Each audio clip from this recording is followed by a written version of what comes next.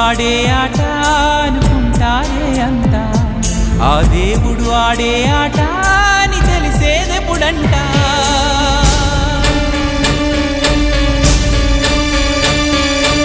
అయ్యో ఈ ఆటకి అంతే లేదుగా, అయినా లోకానికి అలుపే రాదుగా.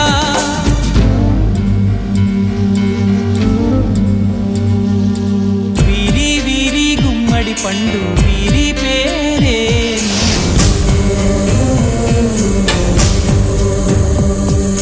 దాగుడు మూతల దండా కోరు